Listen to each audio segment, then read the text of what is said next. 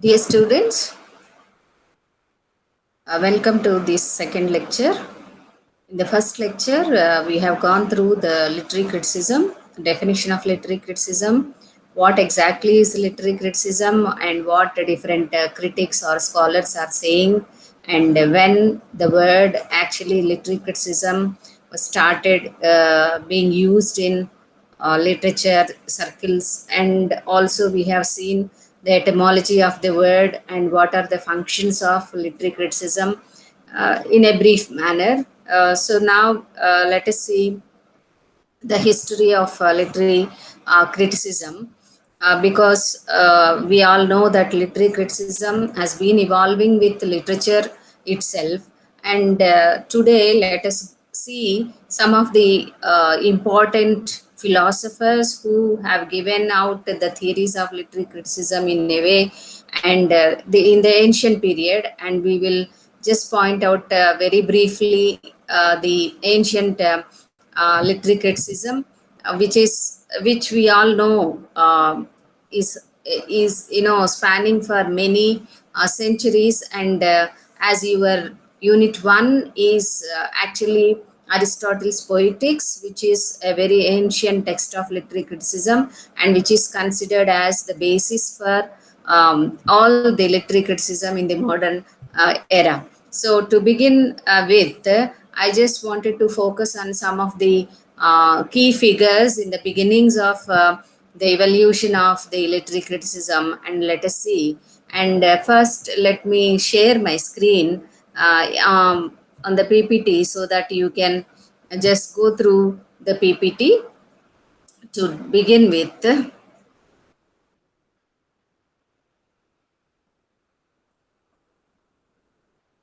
I hope you can see my screen. Um,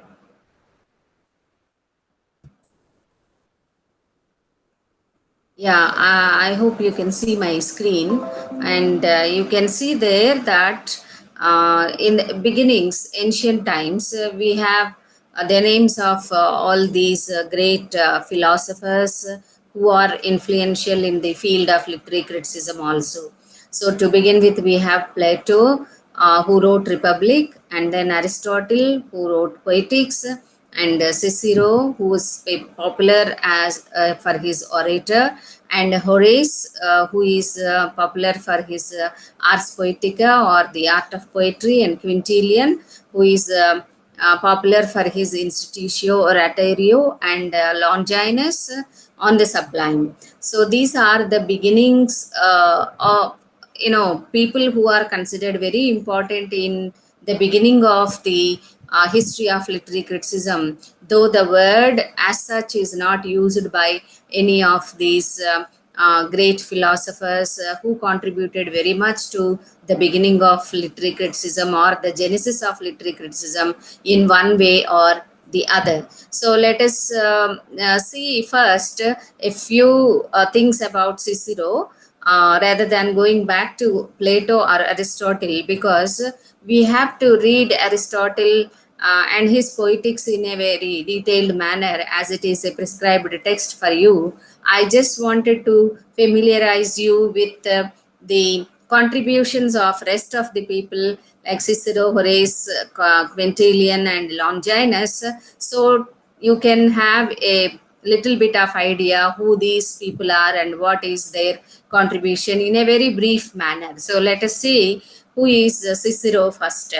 So Cicero, who is whose full name is Marcus Tullius Cicero, is born in 106 BCE, and is a great Roman orator, statesman, and writer, and of course is a fundamentally a philosopher. He is popular for his writings on oratory and influenced many literary critics who came after him, because it is believed that he influenced Horace very much in developing the Ars Poetica, which is the art of poetry as Horace has developed. And Cicero is considered to be the greatest of Roman orators and was, among other things, a lawyer, politician, and philosopher. So, but the base for all the arts or sciences, as we all know, is philosophy. And Cicero, of course, is basically a philosopher and who developed the theory of oratory or oratory because in his times, the social political situation that existed in Cicero's time actually demanded this skill, and which is, of course, very important, and it became legal speaking. Oratory is not simply for political purposes, etc., but it was a legal speaking, a form of legal speaking. And that's why Cicero, living in such a society, noticed the importance of this skill, and he has developed so many, a text, and wherein he incorporated all the rules for oratory, etc. And you can see here on the slide, you can read that Cicero's Rome, the government eventually came under the control of well-trained ruling class. Which is, Rome is popular for oligarchy, as you might be knowing. So a group of people who are ruling in the government, and for most of them, legal training became an integral part of this ruling class, because it is a part of their duty, their ruling, etc. So Roman rhetoric provided rules for all forms of oratory, and but as I told you, that legal speaking became the primary emphasis of textbooks, and that is why Cicero, of course, has written or focused more on this type of oratory, and that is why Cicero is noted for writing the De Inventione, and this he wrote only at the age of 20 years. And so you can realize what he was doing at a very young age. He started writing this De Inventione, and he gave insights into the general nature of rhetorical instruction in the very first century BC, and later he wrote the De Oratory, which is written at a very matured age later in his later years. And he actually wrote this oratory while comparing and contrasting to the De Inventione, which is mentioned earlier. And this Cicero is contributions to the theory of oral discourse included the belief that the orator must have a firm foundation of general knowledge. Of course, for Cicero, an orator is a great thinker and also a knowledgeable person. And he never believed that without a deep understanding of the subject, orator can speak very well. And that is what he laid in his book Oratorio. And in fact, he laid the philosophical base for oratory, and which in turn is believed to be influential on shaping the theories of literary criticism in the ancient as well as modern times. Also, in the ancient period itself, we can see the next philosopher who influenced, philosopher who was influenced by Cicero very much in writing one of his remarkable text for literary criticism, very ancient, and that was in turn was very much influential for most of the critics of English, French, Latin, of course, in other areas, or in the all of the Europe during 18th and 19th centuries as such. That person is none other than Horace. So Horace, whose full name is like Quintus Horatius Flaccus, is a Roman poet, satirist, and critic. And he is born in Italy in 65 BC. And he is also a philosopher, and he studied both in Rome and Athens. And he joined first of all, in his career, he joined in army, but it was stated that because of the fear of the war, he escaped and he returned to Rome, and then he started a career of a scribe. And in this employment, he actually got time to write, and not only to write, but he started befriending many of the poets of his time, or learned persons of his time, writers of his time, and this has influenced him very much to start a career in writing, and his writing career spans very much. And but today we remember Horace for his one book, that is Ars Poetica, which is an epistle presented as an informal letter to the members of Eso family. So these philosophers mostly are connected to, in one way or the other, to the royal family, and they were always supplying what you call as materials for the royal families in forms of other writings, etc. And Horace is a great writer, and having a long career as a poet, satirist, critic also. And originally, this Ars Poetica is written in a poetic form, and it is translated to prose also. And what exactly is written in this text? If you see in this slide, you can see Horace offers a list of advice to beginning poets. So it is like a treatise on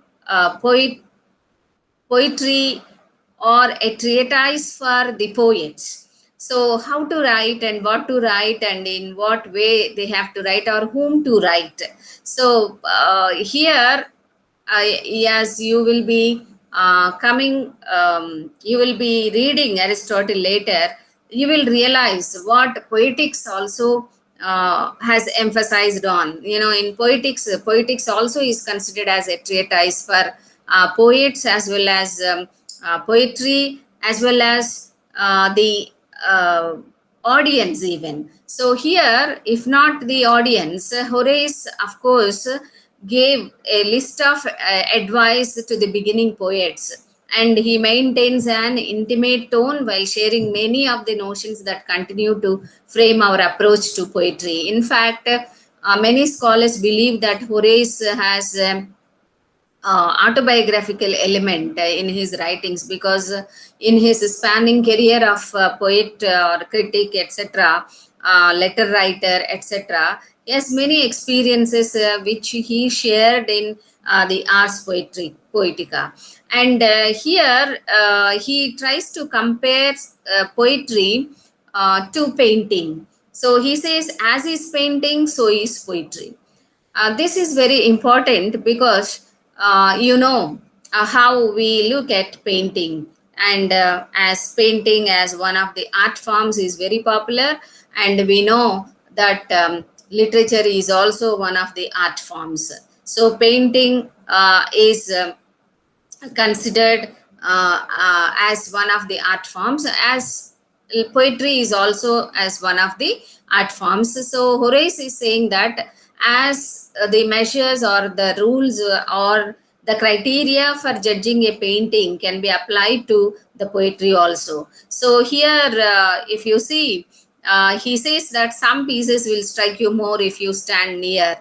If you replace the word pieces with poetry, you can understand that some poems, of course, will strike you more if you read them, and some, of course, read them very in-depth study, or reading it again and again. Of course, some poems will impress you more, and some, of course, at the superficial level, or one bare reading will give you some understanding. And of course, there are different kinds of poetry, as we have different types of paintings. So and uh, different forms can be liked by different people. That is what Horace, of course, is saying, that it is like painting. Poetry is like painting, and which is, uh, and Horace says that uh,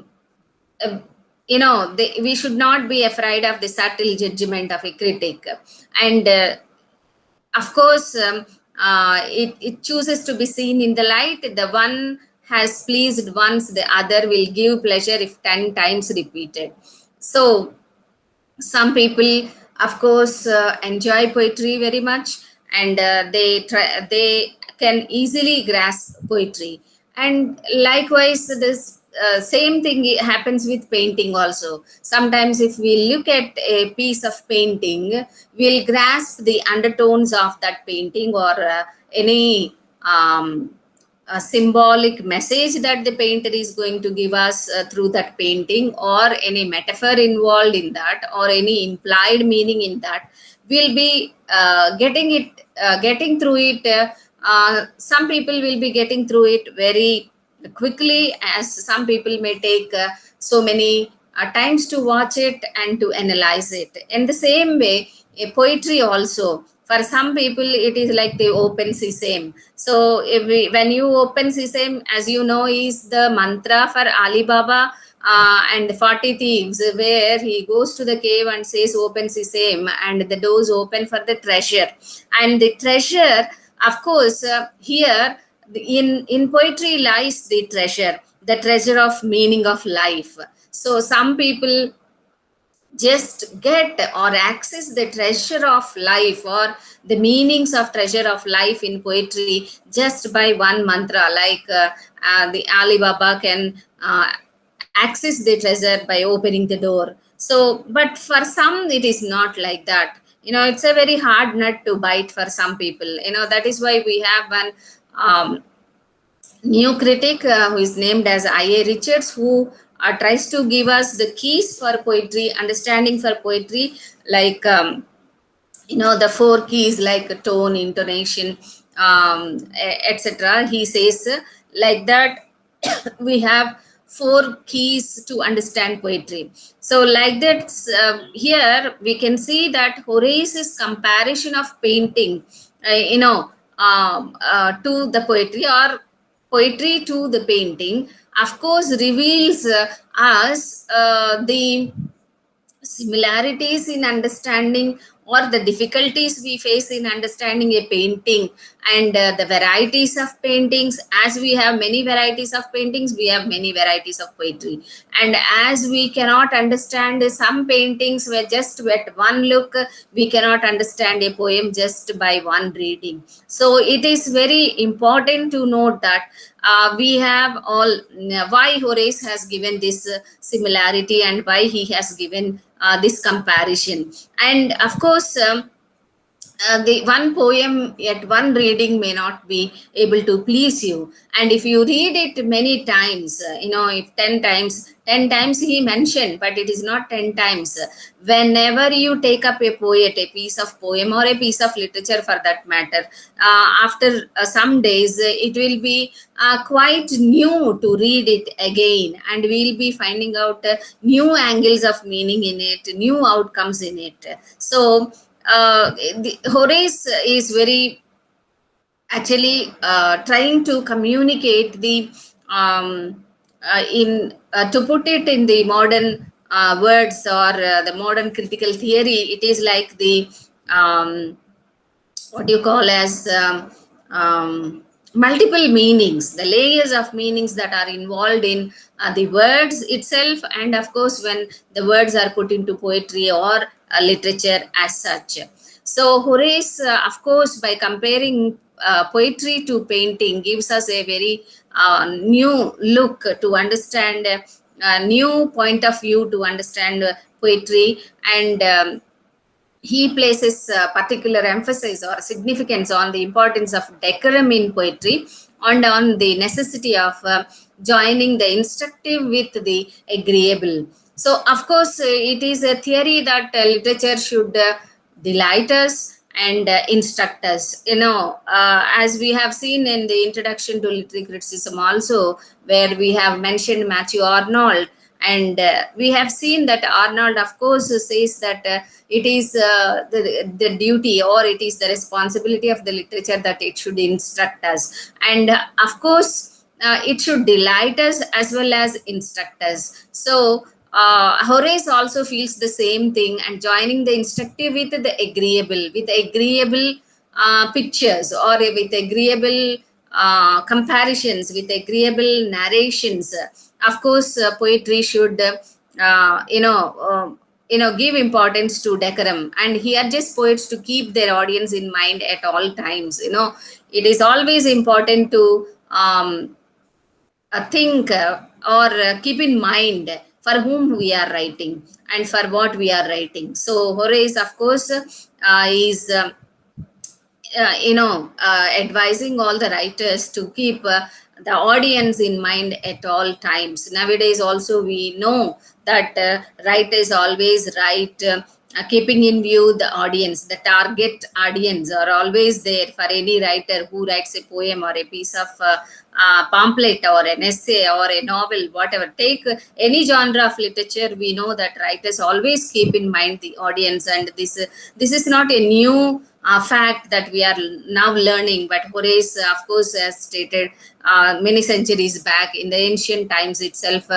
And this is what we'll be finding in, of course, in Plato and Aristotle also. In fact, keeping in view the audience only, in a way, Plato rejected the poets in a place in his republic, the state, the republic. So we'll come to that when we come to Plato. But here we could see that Horace, of course, focuses on the poets, instructing the poets to keep the audience in mind when they write, and he also advises that writers either follow tradition or invent such fables as are congruous to themselves. Of course, tradition is always there, and as one critic states, stories are not new, they are always there. What is the greatness of these writers who write always? It is the individual talent. Of course, there is an essay by T.S. Eliot, whom you are very familiar with as a poet, and who is a very popular new critic. And in fact, he is considered as the harbinger of the new criticism. So he, of course, his essay, Tradition and the Individual Talent, he focuses what is the importance of the tradition and what is the importance of the individual talent. How a very fine blend of these two things should be brought in by the writers for the successful writing. That is what Eliot says, and very surprisingly, we'll see it here in Horace. Horace, that he says, advises the writers, the budding writers, to follow either tradition or to invent their own tales, so that they can develop them in an easy manner, or in a very impressive manner to the readers. So with these brief lines, I will close Horace. But there is much to learn about Horace, Ars Poetica, which is a very great text that influenced the um, English as well as, and most of the European nations, critics were influenced by this Ars Poetica, or the art of poetry, for many centuries, taking from Renaissance to the 20th century, or even now. Also, it is, of course, very remarkable. So now let us see a few things about the next philosopher come literary critic, whom I mentioned in the beginnings. That is Quintilianus, whose full name you can see on the slide, who is born in 35 and lived up to 95 BC, AD. Sorry, and as usual with like Horace and Cicero, He's also an orator, rhetorician, and of course a Latin teacher. And he's a writer who promoted rhetorical theory from ancient Greece and from the height of Roman rhetoric. And his important work on rhetoric is, that is, Institutio Oratorio, is an exhaustive volume of 12 books and was a major contribution not only to literary criticism but educational theory also. Many literary critics or rhetoricians from the Renaissance were influenced by his rhetorical theory, as well as literary critical theories of Quintilianus. So this is very brief about Quintilianus, and next let us see Longinus.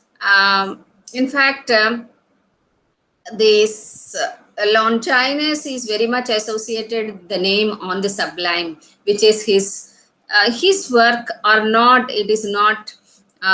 It is very controversial. It is very much debated whether Longinus has written this or not, because the first century AD, this book on the Sublime is available.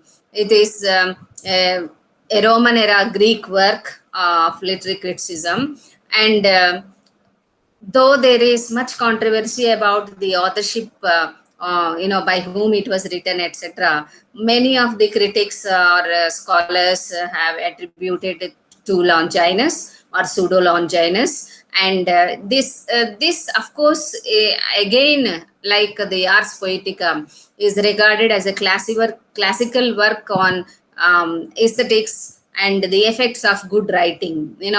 How writing is influential. Of course, we know that literature is always influential, and by reading something, of course, brings you some kind of influence, and whether it is bad or good, etc. This is a very what you say, a very big question that we cannot now come and discuss this question now, because this discussion is always present while we read literature. Now, on the Sublime is, actually, it highlights the examples of good and bad writing from the previous millennium, and focusing particularly on what leads to the Sublime. You know the meaning of Sublime, and this I need not emphasize it once again. But what are the principal sources of the Sublime according to Longinus? He says how this state of sublimity can be achieved in literature or by the writers. When writers write, or when poets write poetry, or novels or dramas, etc., how can they take the readers to the state of sublimity? This is very important, and that is why Longinus was advising the writers to attain this level of sublimity based, and for this he is trying to give provide examples, live examples from the literature of the millennium before him, and he is giving different great, he was referring to many great writers of Greek, Latin, and then he is trying to point out the sublimity that was there or achieved in those works. And according to him, these are the 5 points that can bring sublimity into one's writings. That is grandeur of thought.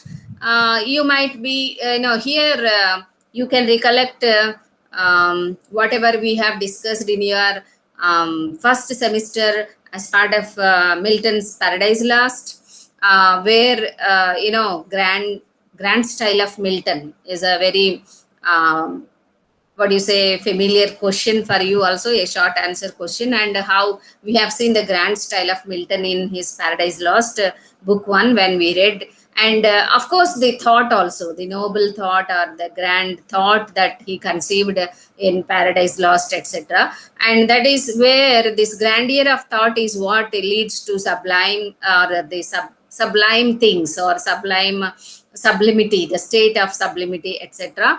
And then the second thing Longinus mentioned is capacity for strong emotion. So one writing should be able to influence you to develop the strong emotion, or it should stimulate the strong emotion in the readers, etc. And also appropriate use of figures of speech. And these figures of speech are like they very essential for poetry, as you have read so many poems in these previous 2 semesters, you know how figures of speech will sometimes, though they of course bring in difficulty in understanding poetry. Of course, they make poetry very ornate, and they bring the necessary, what you call, beauty to the words, or the plain words, or the words are arranged in such a way that they attain a kind of beauty. And that is why wherever are necessary, they should be taken up, so that it gives a kind of feeling or sense to the readers that it is very sublime, or they are enjoying or reading a kind of sublime thing while reading a poetry. And nobility of diction, this is language, what type of language should be used.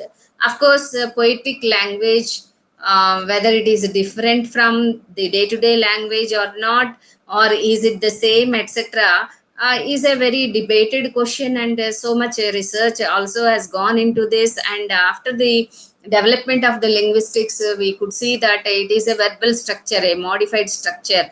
Roman Jakobson, who was a very popular linguist, says that the only difference is in the arrangement of the verbal structures. So common regular words are there in poetry also, but what makes the same words poetry is the using of diction, a kind of language which is very different from, say, our day-to-day life or prose, etc. Added with, like as we add spice to our eatables or life, it is like figures of speech or meter or rhythm, rhyme, etc. All these are incorporated into the diction.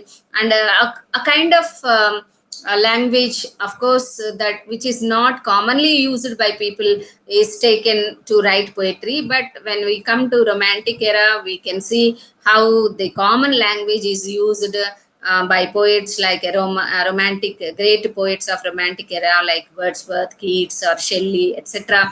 And to mention Keats, the Cockney dialect, which is not a noble diction, we can term, yet this is a different question that we have to discuss. But Longinus, of course, remarks that there should be a nobility of diction to be maintained by the poets or writers, so that there is a sublimity. The state of sublimity is achieved through poetry or through writings. And lastly, he mentions the dignity of composition, or a happy blend of the preceding 4 elements. Of course, anything excess will not look good, or will not give a sound, or what you say, um, a good combination. Even if when you eat also, if something is more in your